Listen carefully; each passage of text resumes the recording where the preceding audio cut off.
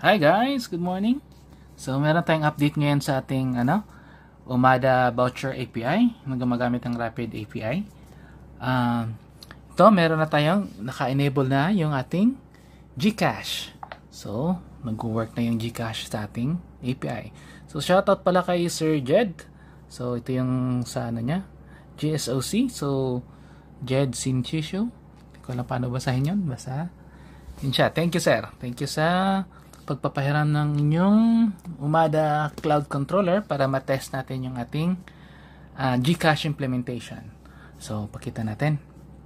So, una is ito, nakakonect ako sa hotspot. Ito pala, check muna natin.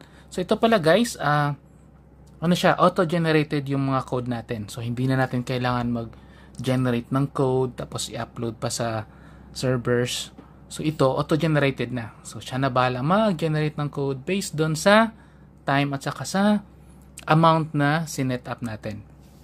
So, yan. So, pakita ka muna na walang na-generate na code. So, clean up yan siya.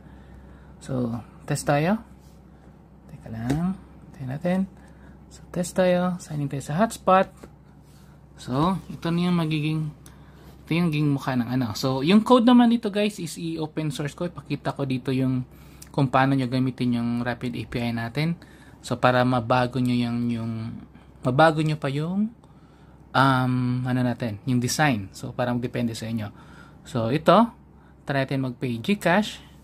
So, yan. So, pwede nyo ma-set. So, ito ngayon, naka-GCash muna yung setup natin para hindi lang So, pag-pay natin, yan, payments, GCash. So, yan. So, yan na lang natin. Yung number natin.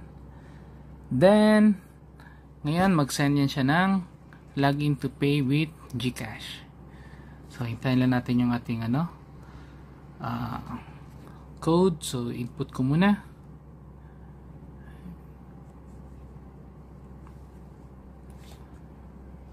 Mali. Ito pala. Ulitin natin.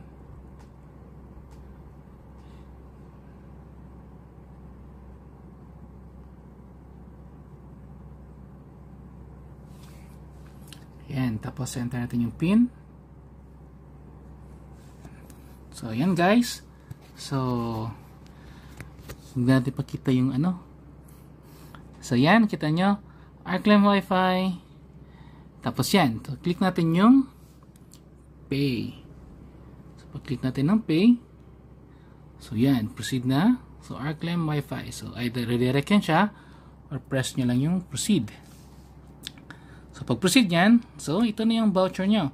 Your voucher is 40669. So, pag-refresh natin ito dito. Check mo natin. So, lumabas na siya. So, wala kong in-upload dyan guys ha. So, lumabas lang siya bigla. Char. So, yan. 6 hours. Voucher for 6 hours. Then, yan yung value. 40069. So, ngayon, login natin. So, yan. Hotspot connected. So, ganun lang kadali guys. Ganun lang kadali. So, refresh natin. Yan. In-use na siya. So, yun lang guys.